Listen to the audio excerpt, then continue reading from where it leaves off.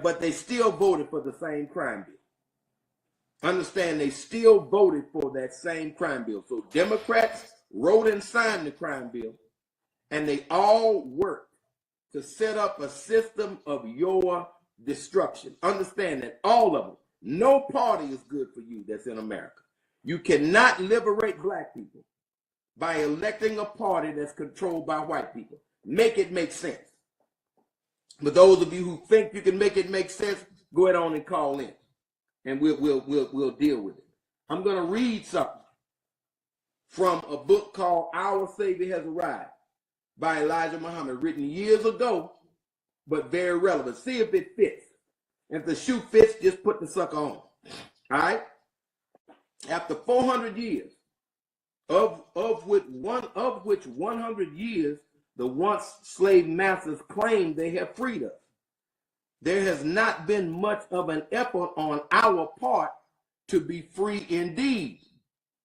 The Honorable Elijah Muhammad goes on to say, imagine people out here with BA, BS, MA, MS, and PhD degrees still begging the white man to give them a job and to care for them as their fathers did in slavery time. This actually shows that the more highly educated and trained our people are, the more they want to be like white people and be recognized as one of them throughout the government of America. And when you say recognized as being one of them, it's like saying, well, I'm an American too. No, you're not. Then when the things happen that they know are going to happen, when you take away all the fathers, you take away the access to capital, what follows that? And then children a lot of times are knuckleheads that get into trouble. I used to be a knucklehead that got into trouble. Did I need to go to prison? No, I needed to be mentored and educated and parented, and that's what happened to get me on the right track. My parents, the community, and therefore, and later on, I was able to get a bachelor's. I was able to get a JD. I was able to become a good earner of income. And that is because I had the nurturing that I need as a young black man. Now I got 6 grown black children. 6 grown black children. Nobody in jail. You understand? Because of what I was able to get. Now, and that's from the community, not from the government, but from my own black community. Okay? I was able to get what I needed from my own community. Now, a lot of y'all are upset making videos on Facebook about how bad Trump is. Trump is a reflection of America. Trump reflects America. Barack Obama, after he sat there for 8 years and didn't really do a darn thing to help this situation, after he bombed Somalia, killed all those people in Africa, after he bombed Libya and overthrew that government, after he bombed Black Sudan to try to weaken that government, after he invaded Syria, now all of a sudden he wants to say America is so compassionate. And after he killed so many people during his administration and dropped some of his heaviest bombs on black people in Africa. This is just facts. Compromise is suicide. And Barack Obama didn't just compromise, he bent over in all directions for the enemy. Now he wants to ask the question, what kind of country are we? This is a racist, arrogant, murderous country. The government does not care about human life. They're getting ready to kill 200,000 Iranians with all of these bombs that they want to drop on Iran. They're considering the murder of 200,000 people in a week. This is what this government is thinking about. And it's not just Trump. It's a whole bunch of senators and congressmen, and the Congressional Black Caucus is not really going to say a damn thing about it because they are bought and paid for. That's why they don't represent you well, and because they themselves, though they may be good people, are compromise. Okay? Many of us love the strong stand that our Sister Crockett takes, the sister from Texas, where she put Marjorie Greene in check. And black women have been putting people in check for hundreds of years. A sister can put you in check very politely, very articulately, putting that racist redneck woman in check. But those clips are nice. But policies that puts the control of our destiny in our hands, policies that does something with our young men and young women, has not come out of that. It's just been a feel-good thing that we see on the internet. But the Congressional Black Caucus, the black in Congressional Black Caucus is not big enough. They are afraid. I want you to understand that. They are afraid, which is why I roll with the nation, because we have a fearless leader. And he has taken the fear out of us who listen to the Honorable Louis Farrakhan's voice. Now, compromise is suicide. Now, here's the thing. Whenever you stand up for what's right, the enemy is going to come against you. We have a brother by the name of Ron Haley, a prominent attorney, an attorney who has fought for justice. But every time somebody fights for justice, the enemy will try to disbar them. The enemy will try to do everything possible to hurt them because they are successful in representing our people. This brother, this attorney represented the family of Ronald Greene, who was beat to death on the side of the road on camera for the world to see. You can go on YouTube and look at it. He was literally beat to death. His mother was recently in town and spoke at a council meeting in Baton Rouge and stood with the families of those who were sexually assaulted at the Brave Cave. The thing is that our people believe in a system that is actually has plans to kill them.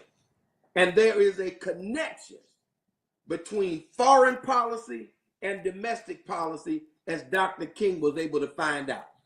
There's a connection. And both policies are arrogant and racist. All of the qualities of Donald Trump is all of the qualities of America. Okay? You're talking about arrogant, racist, cruel, mean. That's America. That's American policy. That is what happened to us as a people. That policy was the same policy when Barack Obama was president. It was the same policy. Understand, it doesn't matter who is president. It doesn't matter who is at that top spot, because the enemy, Satan, has control over that top seat. Understand that. They are going to maintain control of that top seat. Now, there are some local elections that we can vote for where what? It'll actually be maybe something we can do. We were able to vote down those 4 crazy amendments that were designed to give wealthy, not really going to guarantee teachers the raise that they need, but they're willing to give tax breaks to the wealthy. Now, our leaders, and I'm just going to give you a couple of examples, compromise, and that leads to the suicide of our people. Now, I hate to keep going back to something, but at the same time, I love to keep going back to it because it affects the present. There's a sister by the name of Michelle Alexander who wrote a book called The New Jim Crow. If you have an elected official, somebody in the state legislature, somebody in Congress that has not read this book, they're not serious about leading black people. If they have not read this book, they are not serious about finding out what's going on. Most of them have heard it. Excuse me, have heard of it. But if they have not read it, they're not really serious. And as a lot of people who are in politics, they run not to make things better for the people, but to make things better for themselves. All right? Now, excuse me, I'm going to take a little drink of water as we do our work here. And anybody who wants to chime in on the discussion, the number is different because we're broadcasting. We're testing some new technology that saves us gas and, of course, gives us additional options. And so I have been dragged kicking and screaming into the modern time. So bear with us because we're testing out this technology, and a lot of people are using it, and they thought it would be good for Brother Darrell and the community defender. And of course, I agree. But you can call in at 337-272-8849 and make sure that you go ahead on and hit us with your question or comment. We're talking about the issue of compromise is suicide. Now, I want to mention to you that our leaders compromised. When the crime bill, the 1994 crime bill, that has people doing life in prison for first-time drug offenses, that crime bill was aimed at black people. A relative few white people got caught up in it, but mostly it was aimed at black people. That crime bill, most of the provisions are in force today. People are still in jail for life for non-violent offenses. And the person who bragged about writing most of the bill was Joe Biden. The person who talked for the bill was Joe Biden, the Democrats. The person who you voted for to be president was Joe Biden.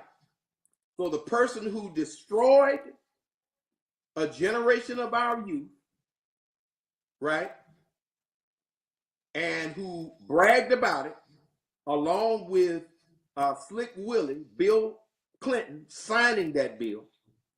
Do you know that the president of the National Baptist Convention, the president of the Progressive Baptist Convention, people from the African Methodist Episcopal Church, people from the Church of God in Christ, all of these religious leaders, major religious leaders, signed an open letter calling for support for the 1994 crime bill.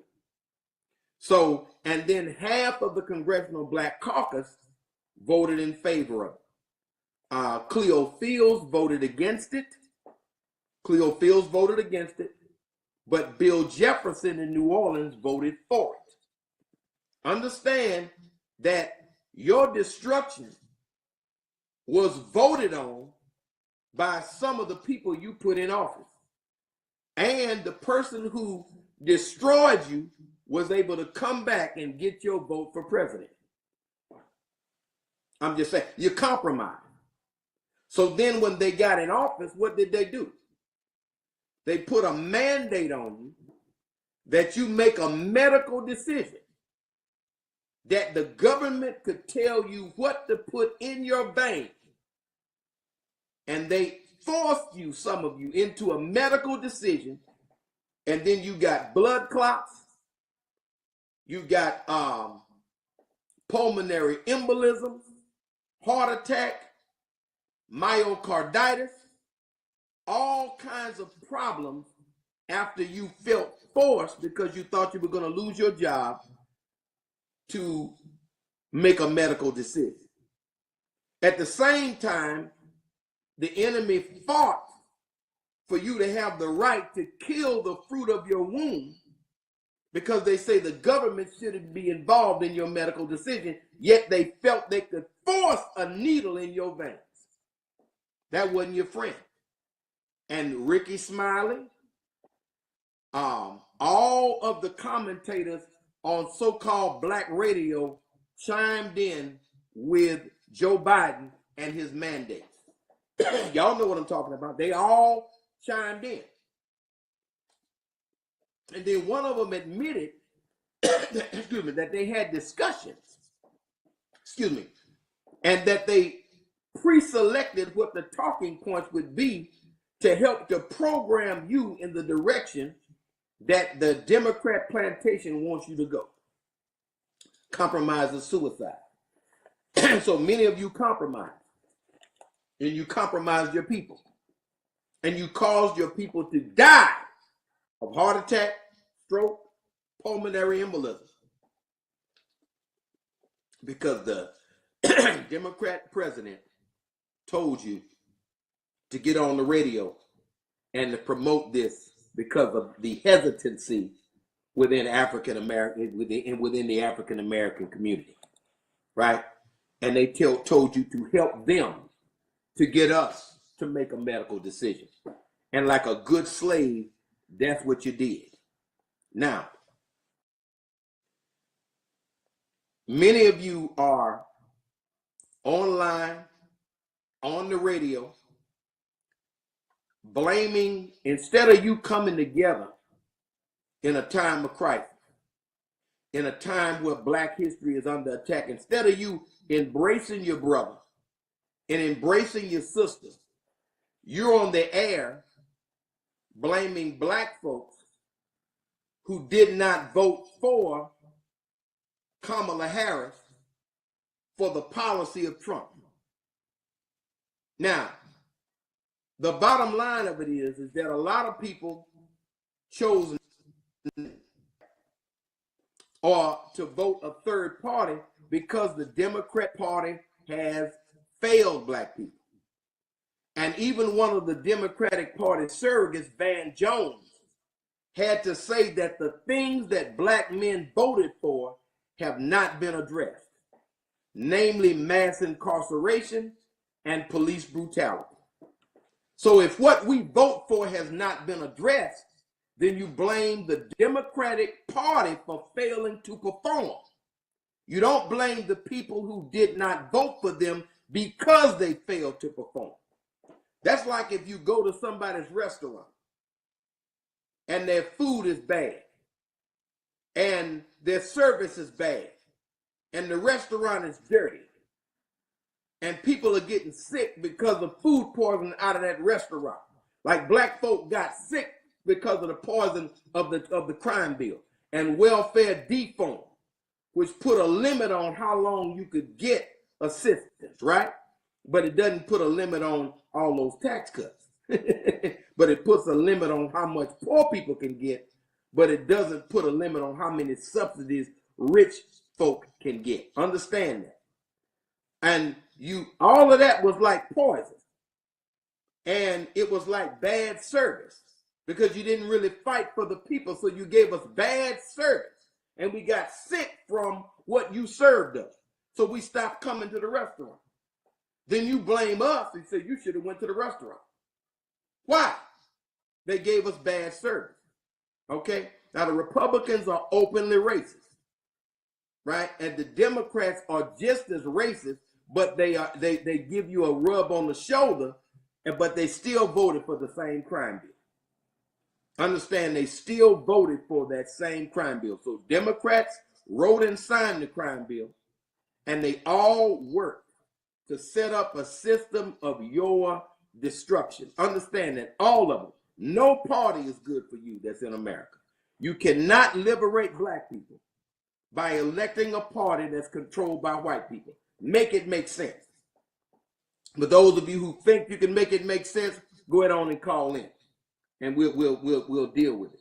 I'm going to read something from a book called Our Savior Has Arrived by Elijah Muhammad, written years ago, but very relevant. See if it fits. If the shoe fits, just put the sucker on. All right? After 400 years, of which 100 years the once slave masters claim they have freed us, there has not been much of an effort on our part to be free indeed. The Honorable Elijah Muhammad goes on to say, imagine people out here with BA, BS, MA, MS, and PhD degrees still begging the white man to give them a job and to care for them as their fathers did in slavery time. This actually shows that the more highly educated and trained our people are, the more they want to be like white people and be recognized as one of them throughout the government of America. And when you say recognized as being one of them, it's like saying, well, I'm an American too. No, you're not. No, you're not. That's like saying you're a millionaire, but your account has been frozen for 400 years. You're not a millionaire. If you don't have access to the rights, right? White folk don't have to sue. The family of Ronald Green had to sue to have an opportunity to get a small piece of compensation. But a white man would never have been beat to death on the side of the road like that. Just wouldn't have happened. And then they were able to appoint a black person to be over the state police and sweep the whole thing under the rug. White phones, lie about it. And then black politicians just really wanted it to go away because they were interested in their own political careers and not in the uplift of the people that they claim to serve. Compromise is suicide. I want you to understand that. Now, the more educated you are, sometimes, the more you believe in this system, because the system treats you a certain way. But I'm gonna say this to you, to those of you who, claim to be Christians. Jesus said, inasmuch as you have not done it unto the least of these, my brethren, you have not done it also unto me. It was how the least of these were treated that was the measure that Jesus used to judge your dedication to him and to what he was teaching. And so if you don't have concern for the least of these, you're really not a good Christian. A lot of your biggest preachers were compromised. And if you were to see the names on that open letter, 30 years later on that open letter, every major black denomination's leadership sided against the future of our young people. The president of the National Baptist Convention, the president of the Progressive Baptist Convention, Church of God in Christ, African Methodist Episcopal. The list goes on and on and on. They compromised, and it was suicide for our community. They compromised, and our youth died in the process. Now, I want you to think about what happened to us. Think about it, brothers and sisters. Think about it. We thought we won the election when Bill Clinton won. He was a Democrat from the South, a Southern governor. Black folk thought they had something. But what you had was mass incarceration. What you had was death with a Southern accent. That's what you had. And you thought you had something with Biden. But what you had was somebody who was a hypocrite. What you had was somebody who put you last. They sent 100, Biden sent $183 billion to the Ukraine and $9.7 billion to HBCUs. Who do you think deserved that money? Now, when I put that question out on Facebook, some people said it was okay, I'm talking about black folks, to help our allies. Now let me just say this, Negro, you don't even have allies in the Senate and the damn Congress. What the hell do you look like with a house Negro mentality talking about it's all right to help our allies? Negro, you ain't got no doggone allies. When the hell did you get allies all the way into Ukraine, Negro?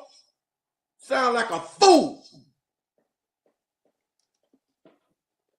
But that's what many of us said. We have such a house Negro mentality. And understand this. Israel gets their money every year.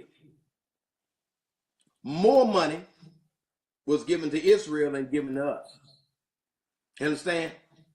Israel was given everything they needed, quote unquote, to defend itself, even in the face of what is a genocide, if you understand the definition of genocide. They were given everything they need because white folks have the right to kill as many people as they want to. You understand? They have that right. That right, just like when the police shoot you and they don't get charged, Netanyahu was able to kill as many people and not have to be arrested by the International Criminal Court. White folk can kill non-whites when they want to. That's the policy of the U.S. government. That's the policy of the state government. And that's the policy of your city government. That is why Pellerin in Lafayette, Alton Sterling in Baton Rouge, the Algiers 3 in New Orleans. The list goes on and on.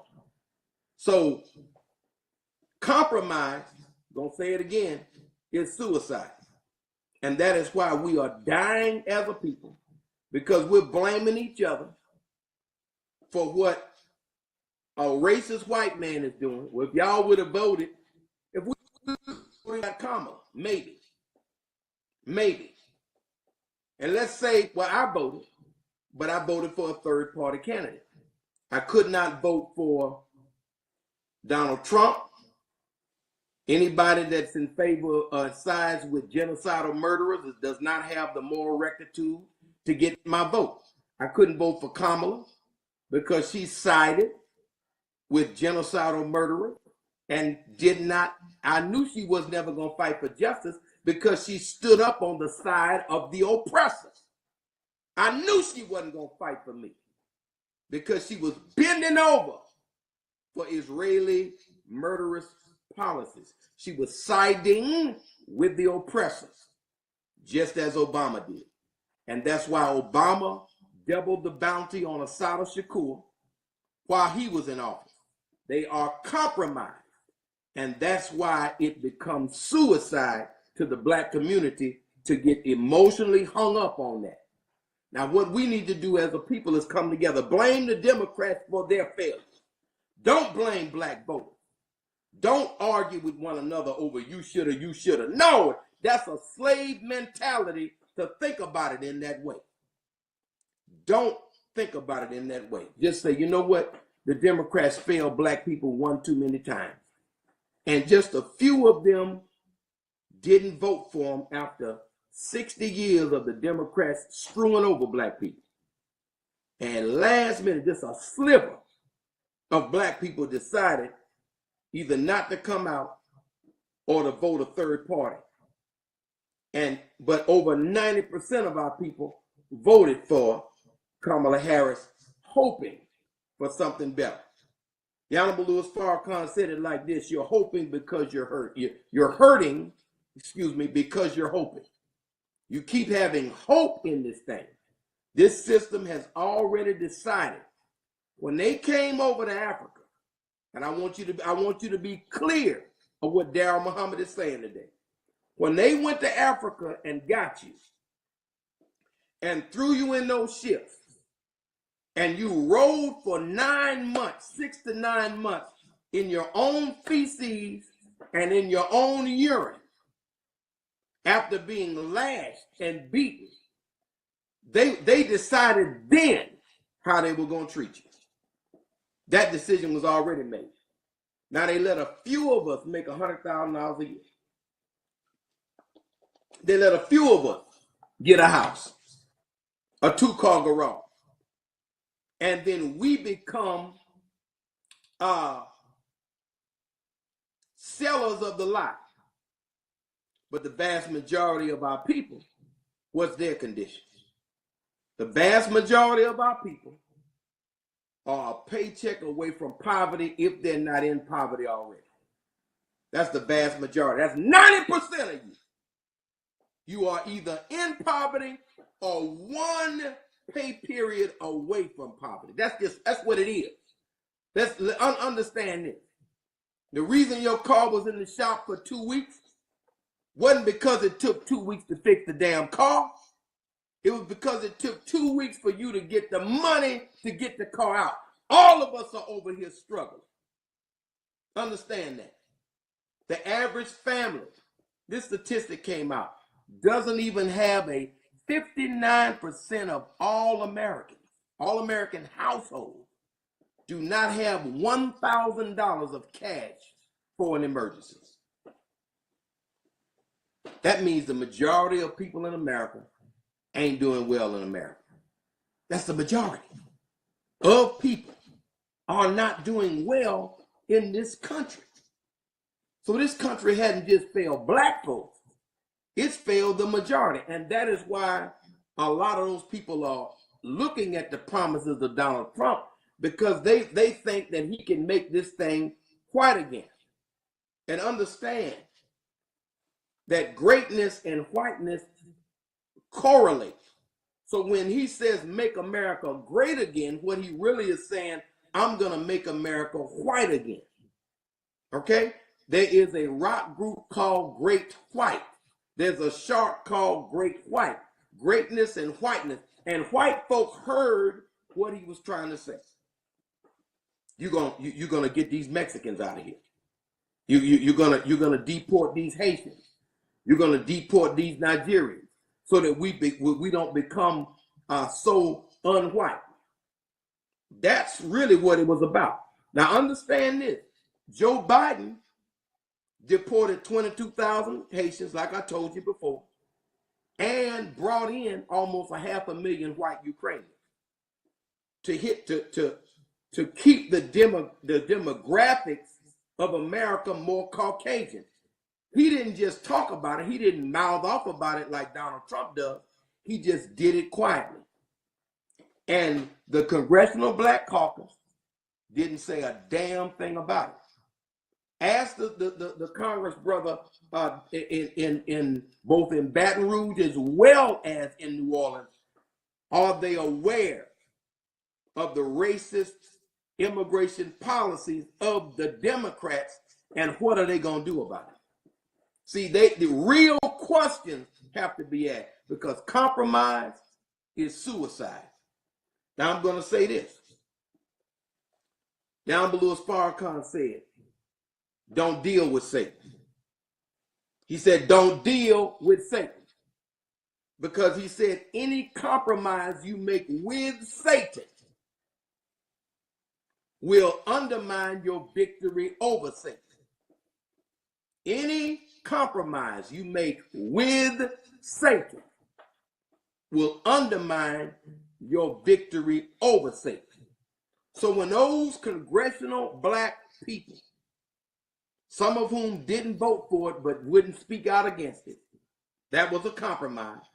And when some of them got in a meeting with Bill Clinton and buckled, and people were able to do life for a first-time offense, even though Hunter Biden used more cocaine, dealt more cocaine, many times more crack than would be required for life in prison, he's free and pardoned by his white daddy, who wanted your black butt in jail and his white son out of jail. This is just facts. A slap in the face on the way out of office. So hey, don't blame anybody for not wanting to vote for that kind of betrayal, because we already had Obama. What did we get out of Obama? Nothing but a good feeling. It felt good He was articulate. He didn't embarrass us. He didn't split verbs. You know how you educated people are, y'all.